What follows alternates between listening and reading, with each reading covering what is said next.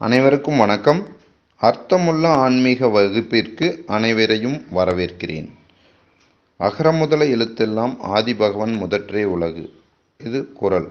இதனுடைய அர்த்தம் பார்த்தீங்கன்னா, ஆ என்னும் எழுத்து அனைத்திற்கும் முதன்மையாக இருப்பது போல இறைவன் அனைத்திற்கும் முதன்மையாக உள்ளார் என்பதே இதனுடைய அர்த்தமாகும். அடுத்து பார்த்தீங்கன்னா, எப்பொருள் யார் யார்வாய் கேட்பினும் அற்பொருள் மெய்ப்பொருள் காண்பதறிவு. யார் சொன்னாலும் என்ன சொன்னாலும் அதனுடைய அர்த்தத்தை உண்மையை தெரிந்து கொள்வதுதான் அறிவு. அப்படி நாம் இறைவனை பற்றியும் அதனுடைய உண்மைத்துவத்தை பற்றியும் இந்த வகுப்பில் பார்க்க போகிறோம். அது மட்டும் இல்லாமல் பார்த்திங்கன்னா, அனைவருக்கும் ஆன்மீகம், அதாவது இறைவனை ஏற்றுக்கொண்டவர்கள், இறைவனை அறிந்தவர்கள் மாத்திரமல்ல, இறைவனை ஏற்றுக்கொள்ளாதவர்கள், இறைவனை அறியாதவர்களும் ஆன்மீகத்திற்குள்ள வரணுங்கிற நோக்கத்தோடு இந்த வகுப்பு செயல்படுகிறது. அது மட்டும் இல்லாமல் ஒவ்வொருவருடைய ஆன்மீக நிலையையும் இது உயர்த்தி கொள்ள உதவியாக இருக்கும். முதலாவது பார்த்தீங்க அப்படின்னா, கடவுள் இருக்கு இல்லை அப்படிங்கிற ஒரு விஷயத்தில் நாம் தெளிவு பண்ண போகிறோம். ஆன்மீகத்தினுடைய பயன் என்ன அப்படிங்கிறத நாம் கடவுள் வழிபாட்டினுடைய பயன் என்ன அப்படிங்கிறத நம்ம தெளிவு பண்ணிக்க போகிறோம். அடுத்து பார்த்திங்கன்னா, இதில் முதலாவது உங்களுக்கு இதில் நீங்கள் எந்த நிலையில் உள்ளீர்கள், அதாவது ஆன்மீக லெவலில் நீங்கள் எந்த நிலையில் இருக்கீங்க. ஒருத்தர் பார்த்திங்கன்னா, இன்றைக்கி நான் ஃபஸ்ட் ஸ்டாண்டர்ட் படித்தேன், நான் 10 வருஷம் கழித்து நான் 11th படிக்கிறேன் அப்படின்னு சொல்லலாம். ஒருத்தர் நான் ஒரு 10 வருஷத்துக்கு முன்னாடி லட்சாதிபதியாக இருந்தேன், நான் இப்போ கோடீஸ்வரனாக இருக்கிறேன்னு சொல்லலாம். ஒருத்தர் நான் வாலிபனாக இருந்தேன், நான் இப்போ குழந்தை குட்டியோடு வாழ்ந்துட்டுருக்கேன்னு சொல்லலாம். இப்படி ஒவ்வொருத்தருடைய நிலையிலையும் மாற்றங்கள் இருக்கிறது. ஆனால் அதை உணர்ந்து கொள்ளவும் முடிகிறது. ஆனால் பார்த்திங்கன்னா, ஆன்மீகத்தில் நாம் என்ன நிலையில் உள்ளோம் அப்படிங்கிறது அநேகருக்கு தெரியாமல் உள்ளது. இப்போ அதை எப்படி முன்னேற்றுவதும் என்றும் தெரியாமல் உள்ளது. கடவுள் வழிபாடுனா என்ன என்று தெரியவில்லை, அதனுடைய பயன்கள் என்னவென்று தெரியவில்லை. இது அனைத்தையுமே உங்களுக்கு கற்றுக் கொடுக்கத்தான் இந்த வகுப்பு. அது மாத்திரமில்லை, கடவுளை ஏற்றுக்கொள்ளாத, கடவுளை அறியாதவர்களும் அறிந்து கொள்ள வேண்டும் என்பதற்காக இந்த வகுப்பு தொடங்கப்பட்டுள்ளது. முன்னதாக நான் சொல்ல வேண்டியது என்னவென்றால், இது அனைத்து மதங்களுக்கும் உண்டான இந்த வகுப்பாகும். இது ஏதோ மதம் சார்ந்த வகுப்பல்ல. நான் ஹிந்து மதங்களையும், கிறிஸ்தவ மதத்தினுடையதையும், இஸ்லாமிய மதத்தினுடையதையும் நான் கற்றறிந்து வருகிறதுனால் இது அனைவருக்குமே ஆன்மீகம் பொதுவானது தான். எவ்வாறு பூமி ஒரு இறைவனால் படைக்கப்பட்டதோ, அண்ட சராசரங்களும் ஒரு இறைவனால் படைக்கப்பட்டதோ, பூமியில் உள்ள அனைத்தும் அவராலேயே நடத்தவும் படுகிறது. இதில் பாகுபாடு எதுவும் கிடையாது. அவ்வாறு சொல்லப்போனால் இந்த வகுப்பானது அனைத்து மதத்திற்கும் உண்டானது. நான் உங்களுக்கு இதே பகுதியில் மதம் என்று குறிப்பிடப்படுகிறது, இந்த மதத்தை பற்றி பிறகு வரும் வகுப்புகளில் நான் உங்களுக்கு சொல்கிறேன். முதலாவது பார்த்திங்கன்னா, அனைவரையும் சோதனைக்கு உட்படுத்தும் ஒரு கதையை நான் உங்களுக்கு சொல்லப் போகிறேன். இது அநேகருக்கு தெரிந்த கதை தான் சொல்லப் போகிறேன். இது எதற்கென்றால், இந்த கதை சொல்லி முடித்த பிறகு ஒரு கேள்வி கேட்கப்படும். அந்த கேள்வியின் மூலம் உங்களை நீங்களே ஆன்மீகத்தில் எந்த நிலையில் உள்ளீர்கள் என்று நீங்களே தெரிந்து கொள்ளலாம். ஓகே, கதைக்கு செல்வோம். உங்கள் அனைவருக்குமே தெரிந்தவர் நாரத முனிவரை அனைவருமே அறிந்தவராகத்தான் இருக்கும். அனைத்து புராண கதைகள்லேயும் நாரத முனிவர் வருவார். ஏதோ ஒரு சிலதில் மட்டும் வராமல் இருக்கிறதுக்கு வாய்ப்புள்ளது.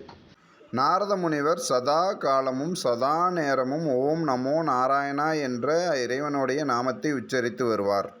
அவருக்கு ஒரு எண்ணம் தோன்றுகிறது, ஒரு சந்தேகம் எழும்புகிறது. என்னவென்றால், நாம் சதா நேரமும் இறைவனுடைய நாமத்தை சொல்லிக்கொண்டே இருக்கிறோம், ஓம் நமோ நாராயணா என்று சொல்லிக்கொண்டே இருக்கிறோம். இதனுடைய அர்த்தம் என்ன, இதனுடைய பயன் என்ன என்று அவருக்கு ஒரு சந்தேகம் வருகிறது, ஒரு விருப்பம் எழும்புகிறது. அப்போது அவர் யாரிடம் போய் கேட்பது என்று யோசித்து கொண்டிருக்கிறார். யாரிடம் போய் கேட்டாலும் இதை தெரியாமல் தான் நீ இவ்வளவு காலமும் சொல்லிக் கொண்டு இருந்தாயா என்று சொல்வார்கள் என்று யோசித்து கொண்டு, நாம் இறைவனிடமே போய் கேட்போம் என்று நாராயணனிடம் கேட்பதற்காக வருகிறார். வந்தவுடனே நமோ நாராயணா என்று அங்கும் வந்து உச்சரிக்கிறார். அப்போது நாராயணன் சிரித்தபடியே, கடவுள், வாருங்கள் நாரத முனிவரே, கலகத்தையே நன்மைக்காக செய்யும் நாரதா, நீ வைகுண்டம் வந்த காரணத்தை கூறுங்கள் என்று கடவுள் சொல்கிறார். அப்போது நாரத முனிவர் சொல்கிறார், நாராயணா, நான் சதா நேரமும் சதா காலமும் உம்முடைய நாமத்தை நான் உச்சரித்து கொண்டிருக்கிறேன். இதனுடைய அர்த்தத்தையும் பயனையும் நான் தெரிந்து கொள்ள வேண்டும் என்று விரும்புகிறேன் என்று கடவுளிடம் சொல்கிறார். அதற்கு நகைத்தபடியே புன்னகையுடன் நாராயணன் கூறுகிறார், அதோ அந்த ஆற்றங்கரை ஓரத்தில் ஒரு வண்டு ஒன்று உள்ளது. அதனுடைய காதிலே போய் ஓம் நமோ நாராயணா என்று என்னுடைய நாமத்தை சொல், நீ அப்போது அதனுடைய அர்த்தத்தையும் பயனையும் உனக்கு விளங்கும் என்று சொல்லி அனுப்பிவிடுகிறார். இவர் விரைவாக வருகிறார். அதனுடைய அர்த்தமும் பயனும் தெரிந்து கொள்ள வேண்டும் என்று அவர் ஆர்வத்தோடு வருகிறார். வரும் வழியில் அவருக்கு ஒரு எண்ணம் தோன்றுகிறது. இதை நாம் அநேகரிடம் நாம் இதே நாமத்தை கூறியுள்ளோம். அநேக வண்டுகள் கேட்டிருக்கும், பறவைகள் கேட்டிருக்கும், ஜீவராசிகள் கேட்டிருக்கும். அப்போது அதற்கெல்லாம் ஒன்றும் நடக்காத ஒரு நிகழ்வு இந்த வண்டிடம் கூறுவதனால் என்ன நடக்கப் போகிறது என்று ஒரு ஆர்வத்தோடு வருகிறார். அந்த வண்டினுடைய காதிலே ஓம் நமோ நாராயண என்று சொல்லிவிடுகிறார். சொன்னவுடன் அந்த வண்டானது இறந்து விடுகிறது. இவருக்கு ஒரு ஆச்சரியம், இன்னும் வண்டி இறந்து விட்டது, இறப்பதுதான் இதனுடைய அர்த்தமா என்று செய்வதறியாது திகைத்து நிற்கிறார். மறுபடியும் உடனே இறைவனிடம் செல்கிறார். இறைவா, இது போன்று வண்டு இறந்து விட்டது என்று சொல்கிறார். இறைவன் மீண்டும் நகைத்தபடியே, அந்த மலை உச்சியில் ஒரு பறவை ஒன்று உள்ளது, அந்த பறவையினுடைய காதிலே போய் நீ இதை சொல், அப்போது உனக்கு இதனுடைய அர்த்தமும் பயனும் விளங்கும் என்று சொல்கிறார். இவரும் வேக வேகமாக முன்பு வந்தது போல விரைவாக அந்த பறவையினுடைய காதிலே ஓம் நமோ நாராயணா என்று சொல்லி அதனுடைய அர்த்தத்தையும் பயனையும் தெரிந்து கொள்ள வேண்டும் என்று ஆர்வத்தோடு வருகிறார். அதன் பறவையினுடைய காதிலே ஓம் நமோ நாராயணா என்று சொல்கிறார். அந்த பறவையும் இறந்து விடுகிறது. மீண்டும் இவருக்கு இதனுடைய அர்த்தம் பயன், இது மரிப்பது தான், இறந்து விடுகிறது தான் இதனுடைய அர்த்தமும் பயனா என்று மீண்டும் இறைவனிடம் செல்கிறார். இறைவா, அந்த பறவையும் இறந்து விட்டதே என்று சொல்கிறார். இறைவன் புன்னகையுடன், இப்போது நீ இதனுடைய அர்த்தத்தையும் பயனையும் சரியாக நீ புரிந்து கொள்வாய் என்று மீண்டும் ஒரு பசு ஒன்று கன்றுக்குட்டியை ஈன்றும் நிலையில் உள்ளது. அந்த கன்றுக்குட்டியை ஈன்றவுடனே நீ அந்த கன்றுக்குட்டியினுடைய காதிலே ஓம் நமோ நாராயண என்று சொல்லிவிடு, அப்போது இதனுடைய அர்த்தமும் பயனும் விளங்கும் என்று சொல்கிறார். நாரதர் மீண்டும் அந்த பசுனுடைய கன்றுக்குட்டியை தேடி செல்கிறார். விரைவாக செல்கிறார். அன்று சென்றவுடனே ஒரு சின்ன யோசனை அவருக்கு தெரிகிறது. என்னவென்றால், யோசிக்கிறார், வண்டு இறந்து விட்டது சொன்னவுடனே, பறவை இறந்து விட்டது சொன்னவுடனே இது பாவமாக இருக்கலாம், இல்லாமலும் இருக்கலாம். ஆனால் ஒரு கன்றுக்குட்டி, பசுனுடைய கன்றுக்குட்டி, ஏற்கனவே 2 இறந்தது தெரிந்தும் நீ இதை சொன்னாயா, ஒரு பசுனுடைய கன்றை கொன்றாயா என்ற பாவம் நம்மளுக்கு வந்துவிடுமோ என்று ஒரு அச்சமும் இவருக்கு எழும்புகிறது. இருந்தும் இறைவனுடைய சொல்லை கேட்க வேண்டும், நாம் அதை அறிந்து கொள்ள வேண்டும் என்ற விருப்பம், இவை அனைத்தும் சேர்ந்து இவரை போய் சொல்ல தூண்டுகிறது. இவர் கன்றுக்குட்டியினுடைய காதிலே போய் ஓம் நமோ நாராயணா என்று சொல்கிறார். சொன்னவுடனே அந்த கன்றுக்குட்டியும் இறந்து விடுகிறது. இவர் பயத்தோடு, நடுக்கத்தோடு, வேதனையோடு மீண்டும் இறைவனிடம் செல்கிறார். அந்த பாவம் வந்துவிட்டதே, பசுவினுடைய கன்றுக்குட்டியை கொன்ற பாவம் வந்துவிட்டதே என்று நாராயணனிடம் போய் இவ்வாறு கூறுகிறார். பசுனுடைய கன்றும் இறந்துவிட்டது, நான் என்ன செய்வது என்று கேட்கிறார். இப்போது நாராயணன் மீண்டும் அங்கே ஒரு அரசர் இருக்கிறார், அவருக்கு ஒரு குழந்தை பிறக்கப் போகிறது. அந்த குழந்தையினுடைய காதிலே போய் சொல், கட்டாயம் இது போது நீ அதனுடைய பயனையும் அர்த்தத்தையும் உமக்கு தெரிய வரும் என்று சொல்கிறார். உடனே நாரத முனிவர் அந்த அரண்மனைக்கு செல்கிறார். அரசருக்கு செய்தி சொல்லப்படுகிறது, நாரத முனிவர் வந்திருக்கிறார் என்று. அரசர் வேக வேகமாக வருகிறார். வந்து மிகுந்த மகிழ்ச்சியோடு வரவேற்பு கொடுக்கிறார் நாரத முனிவருக்கு. நாரத முனிவரை அழைத்து செல்கிறார். அழைத்து சென்ற உடனே அதனுடைய காரணத்தை, அவர் வந்ததனுடைய காரணத்தை கேட்கிறார். நாரத முனிவர் சொல்கிறார், நாராயணன் இதை போன்று உமக்கு ஒரு குழந்தை பிறக்கப் போகிறது, அதை ஆசீர்வாதம் செய்வதற்காக என்னை அனுப்பியுள்ளார் என்று சொல்கிறார். அப்போது அரசர் மிகுந்த மகிழ்ச்சியோடு, வாருங்கள், இப்போது குழந்தை பிறந்துள்ளது, நீர் ஆசீர்வாதம் செய்யுங்கள் என்று அழைத்து செல்கிறார். அந்த அறைக்கு செல்லும் போது நாரத முனிவருக்கு பயம், நடுக்கம், வேதனை அனைத்தும் உள்ளது. காரணம் என்னவென்றால், ஏற்கனவே 3 உயிரினங்கள் இறந்துள்ளது. இப்போது நாம் சொன்னோம் என்றால் அந்த குழந்தையும் இறந்துவிட்டால் நமக்கு பழி, பாவம் எல்லாம் வந்துவிடும் என்று பயமும் கூட. இருந்தும் இறைவனுடைய வார்த்தைக்கு, சொல்லுக்கு, நாமத்திற்கு அர்த்தமும் பயனும் என்ன என்று தெரிய வேண்டும் என்ற ஒரு ஆர்வம் அவரை அழைத்துச் செல்கிறது. அறைக்குள்ளே சென்றவுடன் ஒரு பயத்திலே ஒன்று சொல்கிறார், அனைவரையும் வெளியே போங்கள், நான் குழந்தையை தனியாக ஆசீர்வதிக்க வேண்டும் என்று சொல்கிறார். அரசரும் அந்த அறையில் உள்ள அனைவரும் வெளியே சென்று விடுகிறார்கள். இவர் பயத்தோடு குழந்தையினுடைய அருகிலே செல்கிறார்.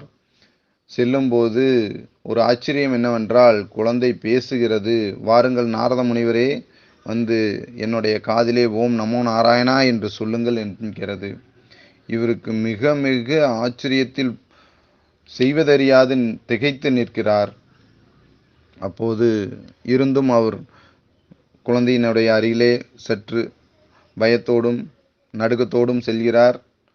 வாருங்கள், பயப்பட வேண்டாம், வாருங்கள் என்று குழந்தை கூப்பிடுகிறது. அருகிலே சென்றவுடன், நீங்கள் ஓம் நமோ நாராயணா என்று சொல்லுங்கள் என்னுடைய காதிலே, அப்போது நான் மரித்து போக மாட்டேன் என்கிறது. இவர் ஆச்சரியத்தோடு மீண்டும் அதை பார்க்கிறார்.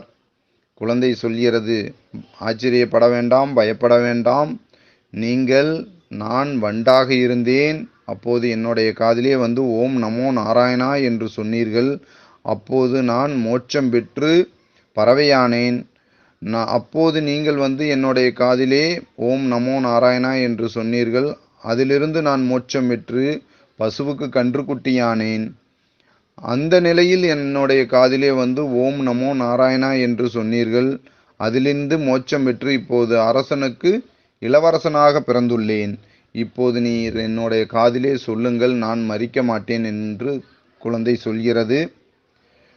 நாரத முனிவர் ஓம் நமோ நாராயணா என்ற வார்த்தையை குழந்தையினுடைய காதிலே சொல்கிறார். குழந்தை மரிக்கவில்லை. குழந்தை புன்னகையோடு இருக்கிறது. இவரும் மிகுந்த புன்னகையோடு நாராயண ஓம் நாராயண என்று சொல்லிவிட்டு மீண்டும் இறைவனிடம் செல்கிறார். இந்த கதையிலிருந்து நீங்களும் நாரதரும் புரிந்து கொள்வது என்னவென்றால், கடவுளுடைய நாமத்தை சொல்லும்போது நமக்கு மோட்சம் கிடைக்கும் என்று நீங்கள் புரிந்து கொண்டீர்கள் இல்லையா? என்னுடைய கதை முடிந்து விடுகிறது. இப்போது பார்த்தீர்களானால், இந்த கதையில் பார்த்தீர்களானால், கிறிஸ்தவர்கள் கர்த்தர் என்றும் ஓம் நமோ நாராயணா என்ற வார்த்தைக்கு கர்த்தர் என்றும், இஸ்லாமியத்தை பின்பற்றுபவர்கள் அல்லாஹ் என்றும் அந்த இடத்தில் பயன்படுத்திக் கொள்ளுங்கள். இப்போது இந்த கதையை கேட்பவர்கள் அனைவருமே இறை நம்பிக்கை உடையவர்கள், இறைவனை வணங்குகிறவர்கள் என்று வைத்துக் கொள்வோம். உங்களுக்குள், உங்கள் அருகில் ஒருவர் இறை நம்பிக்கை அற்றவர், இறைவனை அறியாதவர் ஒருவர் உங்கள் அருகில் இருக்கிறார். இப்போது இவரும் உங்களிடம் கேட்பார் என்னவென்றால், ஓம் நமோ நாராயணா அல்லது கடவுளுடைய வார்த்தையை நாம் பயன்படுத்தும் போது நம்மளுக்கு மோட்சம் கிடைக்குமா என்று. நீங்களும் ஆமாம் என்பீர்கள். அப்போ வாருங்கள், நாம் போய் வண்டிடம் போய் வண்டோட காதில் ஓம் நமோ நாராயணா என்று சொல்வோம்.